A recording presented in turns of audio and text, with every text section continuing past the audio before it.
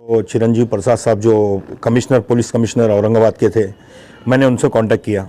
हमारे सदर साहब ने भी जमीयत उलमा की जानिब से भी उनसे कांटेक्ट किए और अल्हम्दुलिल्लाह उन्होंने बिल्कुल एकदम बिस्मिल्लाह बोल के लब्बाइक करके डायरेक्ट उनके ही व्हाट्सअप से विद इन आवर्स के अंदर मेरे को जो है तो परमिशन भेज देते थे और मेरे को पूरा औरंगाबाद का परमिशन दिए, जो मेरे पास कॉपी आज भी है उसकी मौजूद। तो परमिशन के लिए मुझे कभी भी परेशानी नहीं हुई पुलिस प्रशासन की तरफ से। सेकंड जो है तो हमारे जिंसी पुलिस स्टेशन के पीआई केंद्रे साहब, तो केंद्र साहब का भी बहुत कॉपरेट रहा और जिंसी की जितने भी पुलिस ऑफिसर वगैरह थे इन्होंने बहुत कॉपरेट किया क्योंकि अच्छे काम के लिए। आप लोग देख रहे हैं औरंगाबाद अपडेट्स। मैं हूं अल्ताफ हुसैन।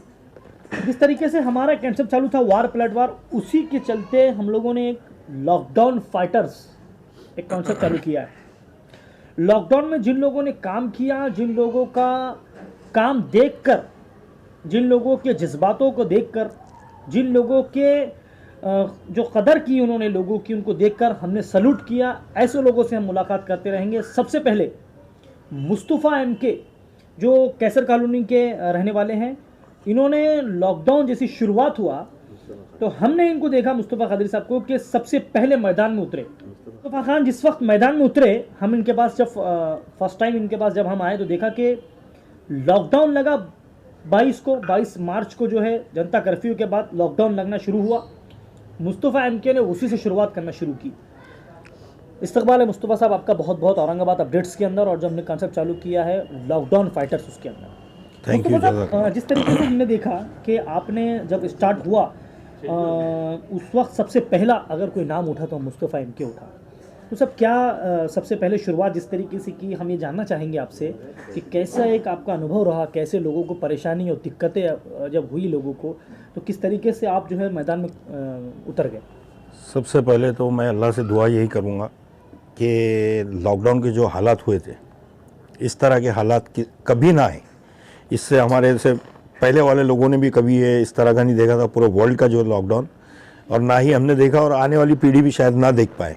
और हम अल्लाह से दुआ ये करेंगे कि इस तरह का कभी ना आए।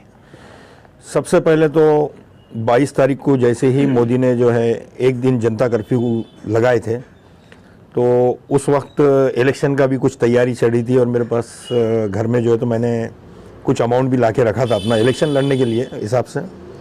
और जैसे ही जनता कर्फ्यू लगा तो 22 तारीख को हमारे को, जैसा मेरे इंटरनेशनल कंट्रीज में पूरे मेरे दोस्त लोग हैं, चाइना के अंदर है, सऊदी में है, दुबई में है और बाकी दिगर कंट्रियों में, तो उन लोगों से मेरी बातचीत वगैरह चल रही थी। तो एक मशवरा होता है एक दूसरे से, तो उन्होंने मुझे बताया कि अभी ऐसा लंबा जाएगा।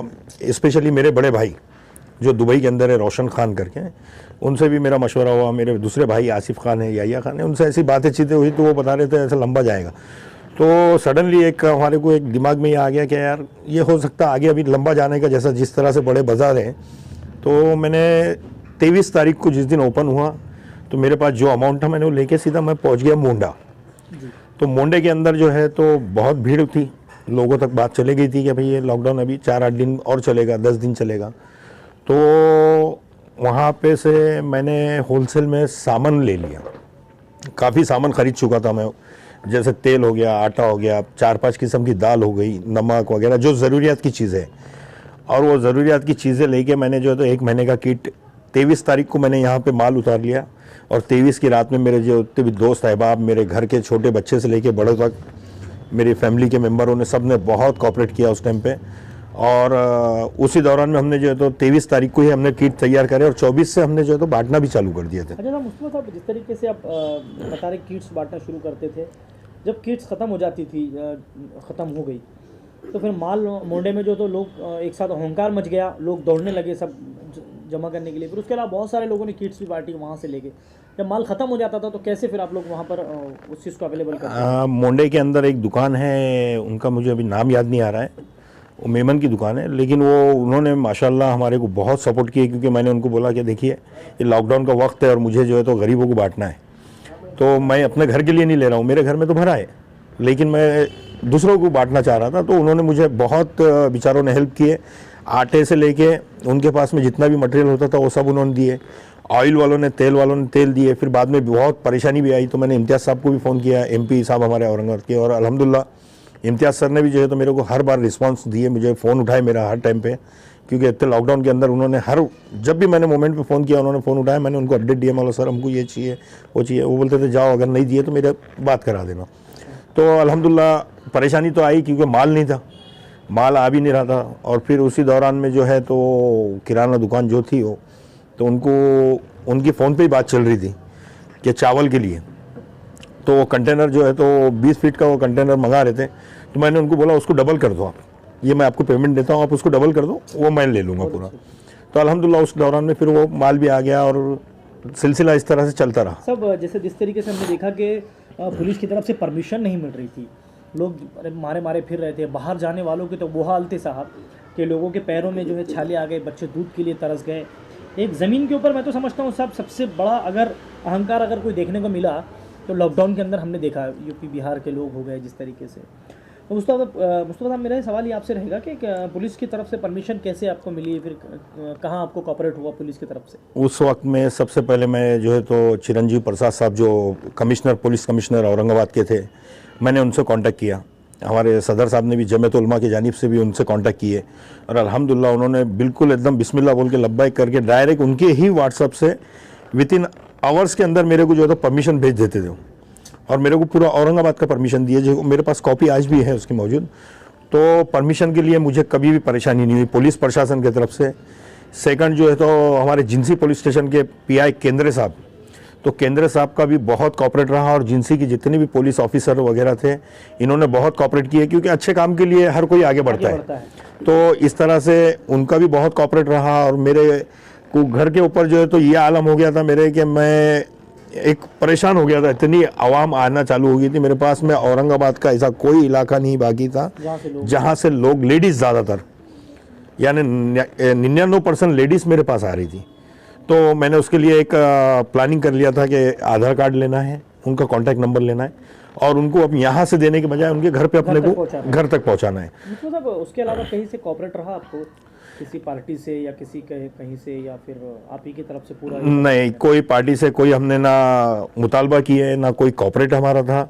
हाँ, इतना था कि मेरे बड़े भाई जो थे, जो हम रमज़ान में ज़कात निकालते हैं, ज़कात फ़र्ज़ है और जो ज़कात निकालते हैं तो हमने ये किया कि रमज़ान से पहले ही इसी दौरान में उस ज़कात को भी हमने यूज़ कर ली।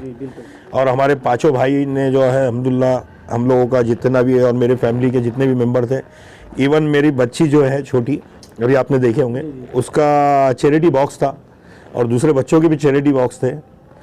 तो वो चैरिटी बॉक्स भी बच्चों ने खोल के दे दिए थे मेरे पास। उस वक्त ऐसा हाल था मुस्तफ़ा साहब। हमने देखा कि उस वक्त लोग बहुत ही बुरे हाल थे, आप पूरी तरह इमोशनल हो गए हैं, आप माफ़ी चाहते हैं हम आपसे। लेकिन लॉकडाउन को जिस वक्त का पीरियड रहा उस वक्त लोगों ने, मैं तो समझता हूँ जो लोग चलिए खुददार थे वो तो कहीं ना कहीं अपने घरों में रहकर अपने बच्चों को समझा गए।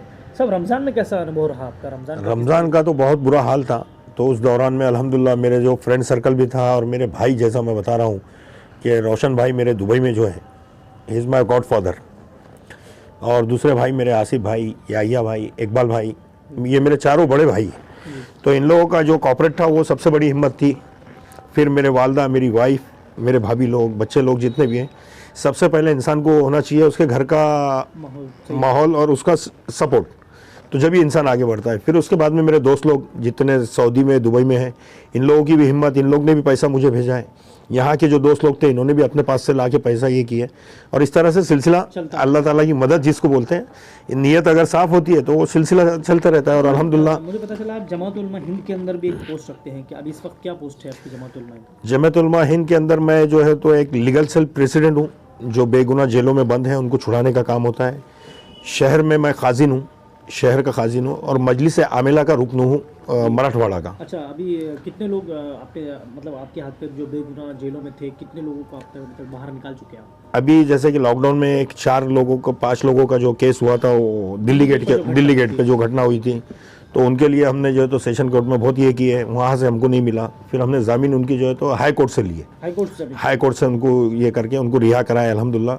उसके पहले जैसे फसाद हुआ था तो उसके अंदर FK फेरोज साहब जो थे वो थे और कुछ काचीवाड़े के 4-5 बच्चे थे, उनको अभी जो है तो हमने ही केस लड़े और इंशाल्लाह अल्हम्दुलिल्लाह उनको भी हमने छुड़ाए। अच्छा, फिर ये कैसा फीस वगैरह इसकी कुछ है कि आप ही नहीं, इसकी फ़ीस जो है तो जमात उलमा जो है तो पूरा जमात उलमा मौलाना अरशद मदनी जो है इनके तरफ से होती है। अच्छा तो जो लोग ज़कात वगैरह देते हैं, जो पैसा जमा होता है उसी के फंड में जो है ये सब होता है। अच्छा, अगर यहाँ की कोर्ट से नहीं होता आप हाई कोर्ट जाते हैं? हाई कोर्ट भी जाते हैं हम, हाई कोर्ट से भी अगर नहीं हुआ तो हम सुप्रीम कोर्ट तक हैं, क्योंकि हमारा काम ही है, जमात उलमा का काम है कि ये बेगुनाह, सबसे बड़ा काम जो है हिंदुस्तान में अगर जमात उलमा का चल रहा है तो वो यही काम है और इसके अंदर दूसरी कोई तंजीम काम नहीं करती। आप सिर्फ मतलब पूरा काम करते हैं, आप लोग ये पूरा संभालते हैं सब? पूरा दिल्ली सुप्रीम कोर्ट से लेके लोअर कोर्ट तक। तो आपके पास लॉयर आपके पास अवेलेबल है या फिर वक्त पे आप खुद लॉयर खड़े करते हैं? अभी हमारे पास में जो है पैनल है हमारा अपना। जी यहाँ पे जैसे औरंगाबाद में जकी शेख है एडवोकेट, जी जी एडवोकेट तौफीक है और एडवोकेट उस्मा है, जी और इन लोगों के सीनियर हमारे पास घानेकर साहब है। जी। तो घानेकर साहब ही हमारे केस ज़्यादातर लड़ते लड़ते हैं और हर इसमें कामयाबी घानेकर साहब को मिलती है। अच्छा, तो सब अभी तक और हमने लॉकडाउन के अंदर एक चीज़ ऑब्जर्व की है आपकी कि आपको हमने अक्सर देखा कि आप किट जब घरों पे पहुंचाते थे रात में जाकर कर तो कहीं ना कहीं आपको दिक्कत ही नहीं आई कि भाई बंदों की ज़रूरत पड़ी आपको, या उसके अलावा जैसा कि आप फैमिली में ज़्यादा लोग होते नहीं हैं, नहीं लोग होते हैं तो उसके लिए अल्हम्दुलिल्लाह मेरे पूरे दोस्त लोग लब्बाइक बोल के, और उसके अलावा मेरे वार्ड के बच्चे, नौजवान बच्चे, जैसे ये जितने भी बच्चे मेरे वार्ड में थे सब लब्बाइक बोल के अल्हम्दुलिल्लाह सब आए, सब ने रात दिन यहाँ पे मेहनत की, क्योंकि पैकिंग यहाँ से करते थे, ऑफिस से भी बांटे हमने, क्योंकि जमात उलमा का भी बहुत सारा हमारे पास पैसा आया था। तो हमारे सदर साहब ने इजाज़त दी है कि भाई आप इसको किट बना के बांटना चालू करो। और कुछ अल्लाह के बंदे सकी ऐसे भी थे जिन्होंने हमारे जमात उलमा की ऑफिस पे भी किट भेजे, वो भी किट हमने बांटे। और हमने हाँ, और अनाज वगैरह अल्हम्दुलिल्लाह करीबन मुझे लगता है कि 4000 से ज़्यादा मैंने किट बांटा हूँ। किट बांटे आपने? हाँ। अच्छा, उसके बाद आप एक बात मेरी क्वेश्चन से हट कर हम एक बात करते हैं, इलेक्शन इस बार आप लड़ने वाले हैं, आपके एरिया से पता चला है मुझे कि आपका ओपन वार्ड छूट गया है, इलेक्शन आप लड़ने वाले हैं, तो किस पार्टी से आपको लगता है कि टिकट ये पार्टी आपको देगी या फिर आप खुद ही अपक्ष खड़े हो जाएंगे? नहीं, अभी तक तो ऐसा कुछ नहीं है। मैं लड़ूंगा, इलेक्शन तो लड़ूंगा इंशाल्लाह। क्यों? उसकी वजह मैं आपको ये बताता हूँ कि आवाम के काम, और मेरा जज्बा है सिर्फ खिदमत। जब मैं बगैर पोस्ट के बहुत कुछ कर सकता हूँ तो इंशाल्लाह कुछ मेरे हाथ में पोस्ट आएंगी तो और ज़्यादा काम करूँगा मैं। और अल्हम्दुलिल्लाह मैं डरता सिर्फ अल्लाह से हूँ, बाकी सब जो अपनी काबिलियत है वो है, टैलेंट है, वो यूज़ करना है मुझे। आज जो हमारे वार्ड के हालात हुए, पानी नहीं है, आज हमारे पास मसला पानी का है। और ये ऐसा ही नहीं है कि मैं ये वार्ड के लिए, आपने खुद 1-2 केस मेरे पास भेजे आपने, तो वो केस भी अल्हम्दुलिल्लाह मैंने सॉल्व किया हुआ। औरंगाबाद के 3 कोने के केस थे, एक चिकल ठाने का, एक उधर का, आपने भी भेजे। तो इस तरह से जो है तो और भी मसले, हाँ, जो भी मसले मसाइल आते हैं उसके ऊपर अल्हम्दुलिल्लाह बस लब्बाइक बोल के मैं आगे बढ़ता हूँ। अच्छा साहब, आपको लगता है कि ये पोस्ट, नगर सेवक की पोस्ट मिलने के बाद आप काम बढ़ के करेंगे, चढ़ के करेंगे? पानी का मसला तो चलिए पूरे औरंगाबाद के अंदर है, अभी हल होना कहीं ना कहीं शुरू हुआ है। खासदार इम्तियाज जलील साहब की मेहनत रंग लाई, बहुत अच्छे से रंग खासदार इम्तियाज जलील साहब की मेहनत रंग लाई है। जिस तरीके से उन्होंने, जिस वक्त वो विधायक थे उस वक्त भी आवाज़ उठाई थी, अब एमपी बनने के बाद भी आवाज़ उठाई, चलिए वो मेहनत रंग लाई, लेकिन उसमें भी शिवसेना बीजेपी ने अपना रोटियां सेकना शुरू कर दिया। वो तो सियासत है, सियासत में तो ये सब होना ही है। तो इम्तियाज जलील साहब की मेहनत रंग लाई है, लेकिन हमारा ये कहना है कि क्या पानी का मसला हल होने के बाद में कोई यहाँ से हटकर कोई नेता ये चाहे कि कोई और मुद्दे को लेकर मैदान में उतरे, तो आपसे क्या उम्मीद रखा जा सकती है कि पानी से ये सारी चीज़ें हटकर आपको लगता है कि आपके एरिया में वो ज़रूरत है? वो सबसे बड़ी बात उसमें ये है कि जहाँ पे गरीब तबका है, अब ये भी गरीब तबका ही है हमारा, यहाँ पे बेरोज़गारी है।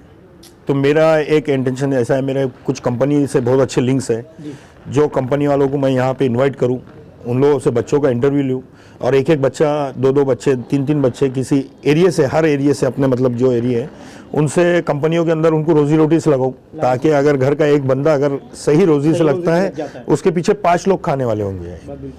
और जो आजकल हमारे पास नौजवान रोडों पे घूम रहे, रातों में जाग रहे, चाय सिगरेट पान बुड़ी, तो ये चीज़ को हम चाह रहे हैं कि ख़त्म होना चाहिए। आज हम लोग दूसरे इलाकों में जाते हैं तो हमारे को अफसोस होता है, दूसरे लोगों में जब हम बैठते हैं, उनका बच्चा किसी का इंजीनियरिंग कर रहा है, किसी का ये कर रहा है, तो हमारे बच्चा क्या कर रहा है, तो मैकेनिक काम कर रहा है, कोई ये कर रहा है। तो मेरा एक इंटेंशन ये है कि अफसोस होता है, और एक इंटेंशन ये है कि यार नहीं, उन लोग ने भी आगे बढ़ना चाहिए हमारे साथ, और उनको जब तक हम सपोर्ट नहीं देंगे कोई, वो आगे कहाँ से बढ़ेंगे।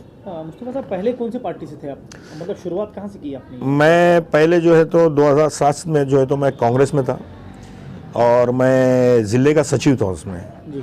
फिर कांग्रेस के बाद में मैं जो है तो जैसे इमाम औरंगाबाद में आई तो जाफ़र हुसैन साहब MLA जो हैदराबाद के, वो हमारे पुराने ताल्लुकात में मेरे दोस्ताने में थे अच्छे, उनसे फिर एमआईएम ज्वाइन किया उनके थ्रू से, और फिर इम्तियाज़ भाई हो गए, डॉक्टर गफ़ार कादरी साहब के लिए भी मैंने बहुत काम किया है उस एमपी के टाइम पे।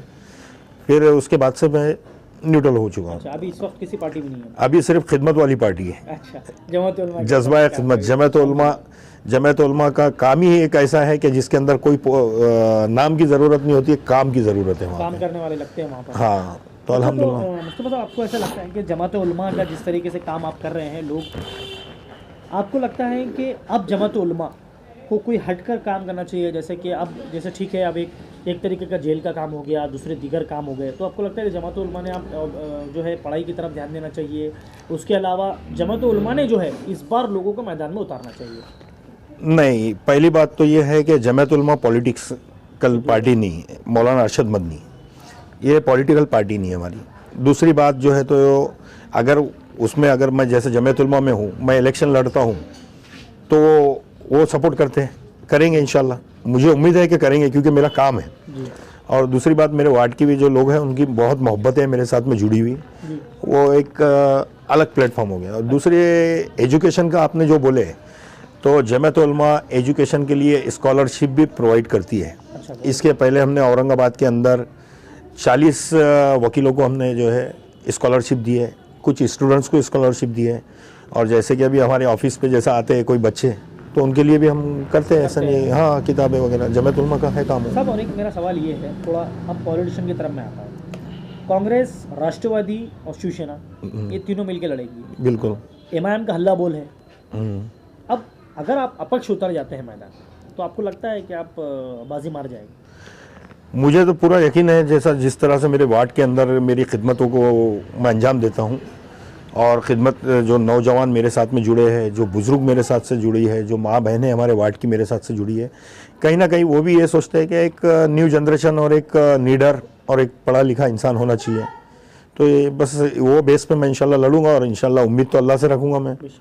बाकी उसके अंदर जो भी है तो अच्छे से अच्छे लड़ूंगा मैं इंशाल्लाह। आखिरी सवाल मेरा ये है मुस्तफा साहब, चेहरे तो बहुत बड़े होंगे, फिर कैसा करेंगे? चेहरे तो बहुत बड़े बड़े हैं आपके एरिया में, वो तो नाम लेने की जरूरत नहीं, आप समझ जाइए मैं जो कहना चाह रहा हूँ। चेहरे बहुत बड़े हैं आपके एरिया में। चेहरा मायने नहीं रखता है, मायने रखता है काम। अगर लोगों को लगता है कि मुस्तफ़ा खान काम करेगा तो बिल्कुल आके के वोट डालेंगे वो। अगर उनको लगता है कि मुस्तफ़ा खान काम नहीं कर सकता तो वो बिल्कुल मुझे इग्नोर कर देंगे। और मेरे को कोई सियासत से इतना मोहब्बत नहीं है कि मेरे पास मैं बार बार उतरूँ। मेरा एक जज्बा है खिदमत का, वो खिदमत के जज्बे को मैं और इसमें लाऊंगा। और एक बार इंशाल्लाह मैं कोशिश करना है मेरे वार्ड से, क्योंकि आज मैं बगैर पोस्ट पे होने के बाद में अल्हम्दुलिल्लाह औरंगाबाद के दिगर मसाइल के अंदर मैं कूद जाता हूँ और वो मसलों को हल करने की पूरी कोशिश करता हूँ। अब इससे बेहतर, आपसे बेहतर भी कोई नहीं जानता हूँ, क्योंकि कोई भी अगर आप भेजें। हाँ, तो बस बेस ये है कि इंशाल्लाह एक तो दुआएं हैं, सब घर वालों का सपोर्ट है और वार्ड वालों का सपोर्ट है, नौजवानों का सपोर्ट है, ये बेस पे मैं उतरूंगा इंशाल्लाह। चलिए, ये थे मुस्तफ़ा साहब, मुस्तफ़ा खान साहब से बात हुई एमके मुस्तफ़ा साहब से। बहुत अच्छा लगा सर आपसे बात कर। Thank you. एक चीज़ ये समझ में आई है कि मुस्तफ़ा साहब ने जिस तरीके से कहा कि जो लोग बेगुनाह जेलों में सड़ रहे हैं उनके लिए भी ये जो है मैदान में हर वक्त रहते हैं, मैदान में उतर कर जो है लड़ाई करते हैं। दूसरी बात, मुस्तफ़ा साहब से बात करके ये पता चली कि मुस्तफ़ा साहब पूरी तरह इमोशनल हो गए थे, इनके आँख से आंसू निकल गए। जैसे इन्होंने लॉकडाउन के बारे में जिक्र हुआ, तो लॉकडाउन का जिक्र जब जब होगा, जहाँ जहाँ होगा, लोगों की आंखों में से आंसू निकलते रहेंगे, क्योंकि हालात ऐसे थे कि लोगों के घर खाने को नहीं था। और जैसे मुस्तफा साहब ने कहा कि इनके घर के बच्चों ने तक, के घर के छोटे से बच्चों ने तक जो है अपने जिस तरीके से पैसे जमा करते वो निकाल कर सामने लग दिया। मुस्तफा साहब पूरी तरह जो है आंखों से आपके आंसू आ गए। जज्बे को सलाम है सर आपके कि आपने इस तरीके से जज्बा आपका जो है बरकरार रखिए और जनता के लिए आप आगे आते रहिए। हमारी उम्मीद है आपसे कि आप जो है जज्बे के लिए आगे आते रहिए इंशाल्लाह। ये हमारी फिर से आपसे एक रिक्वेस्ट है कि जैसे जमात उलमा हिंद का आपने बताया, तो जमात उलमा हिंद को लेकर आप मैदान में अक्सर आते रहिए, लोगों की मदद करते रहिए। इसके अलावा मैं आपको एक बात बताता हूँ कि मैं सऊदी अरब में भी रहा हूँ 15 साल 16 साल, तो वहाँ पे तो मेरा कोई अपना नहीं था, लेकिन अल्हम्दुलिल्लाह मक्का, मीना, मुज़ल्फ़ा के अंदर जो ब्लास्टिंग हुए थे, जो हालात बने थे उस टाइम पे, तो उसमें भी बहुत खिदमत किया हूँ मैंने। और वहाँ पे भी गुसल दे के तदफीन तक वो भी आपने की, सब किया हूँ अल्हम्दुलिल्लाह। जन्नतुल बक़ी, जन्नतुल मारा और दिगर कब्रस्तानों में भी तक मैंने तदफीन अपने हाथों से किया हूँ। और यहाँ पे तो ये मेरे को एक खुशनसीब लगती है कि मैं किसी को गुसल देता हूँ। मैं उसमें अब जैसा कोरोना के टाइम पे भी मैंने बहुत सारे लोगों को अल्हम्दुलिल्लाह गुसल भी दिया, तदफीन भी किया अपने हाथों से, जिनकी औलादें भाग जा रही थी ऐसी मिसालें, मैं उनका नाम नहीं जाहिर करूँगा, बिल्कुल साहब, देखा है, हमने भी देखा है। कि उनके बच्चे उनको हाथ नहीं लगा रहे थे जिस पीरियड में, उस पीरियड में अल्हम्दुलिल्लाह मैंने अपने हाथों से गुसल दिया और तदफीन भी किया। ऐसे भी मिसाल है। वो चलिए मुस्तफ़ा साहब से फिर उम्मीद रखते हैं कि मुस्तफ़ा साहब ऐसे काम करते रहें और जो इंशाअल्लाह। है वो जमात उलमा हिंद से हो या खुद से हो, ऐसे काम करते रहें। हमने भी कई काम इनके पास दिए, इन्होंने कभी मना नहीं किया, आगे बढ़कर उस काम को किया, अंजाम तक पहुंचाया। इसलिए हमारी भी जो है औरंगाबाद अपडेट की तरफ से फिर लोगों से अपील है कि मदद करना सीखिए, लोगों की मदद करिए। मदद करने से याद रखिए, ऊपर वाला भगवान, ईश्वर, गॉड हर वक्त आपका साथ देगा।